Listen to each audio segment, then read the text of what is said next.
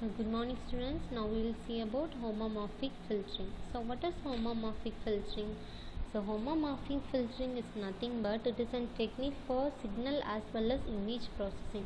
So what we will be doing is we will be mapping different domains in which this filter technique is applied to a process, or as well as we can use this technique for mapping from one domain to another domain. So this is mostly used in image enhancement.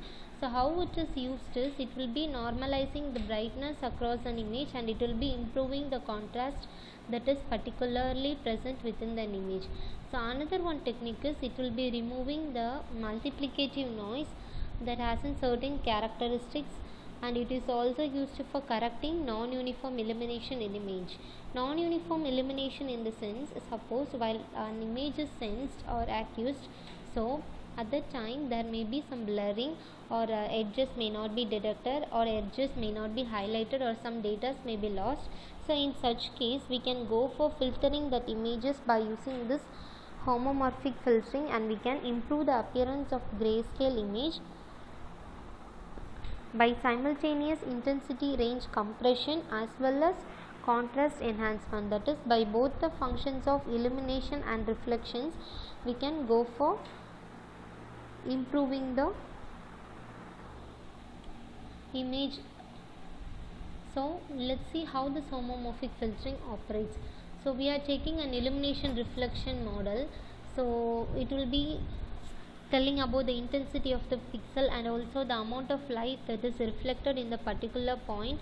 So we are indicating it by a particular formula, that is I of x comma y is equal to L of x comma y into R of x comma y, where I is the image and L is the scene illumination and R is the scene reflectance. So illumination is nothing but it will be varying slowly when compared to the reflectance. So whereas in case of reflectance, it will be producing an abrupt change in the object edges.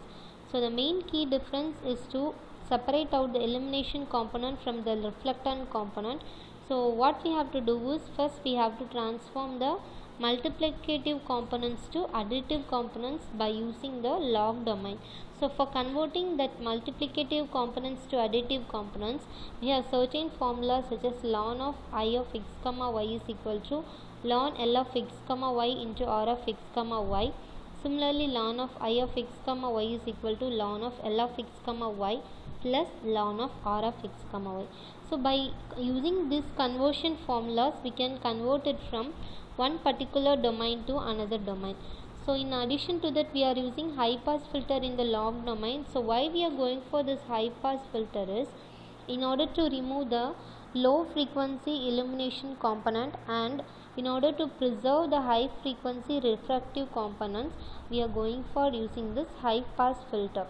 So some basic steps that are involved in homomorphic filtering is given in the diagram, that is ln function, and the image is given to the ln function, it is processed and it is then given to DFT function, that is discrete Fourier transform function, and the obtained function image is denoted as h of u comma v, and then it is again the inverse Fourier transform is taken, exponential function is applied, and the output image g of x comma y is obtained.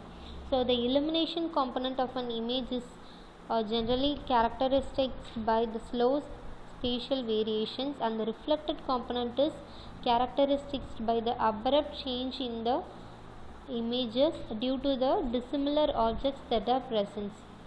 So you can see now we are taking our original image.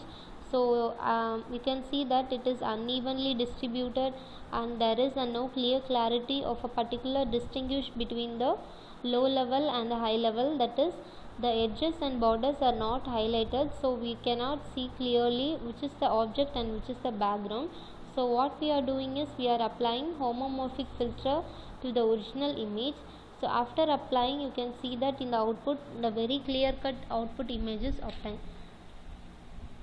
So this is why we are going for choosing the homomorphic filtering, and as a result you can get a very clear image in the output with the distinguishing objects and the backgrounds. So hope you all understood and had a good session. Thank you.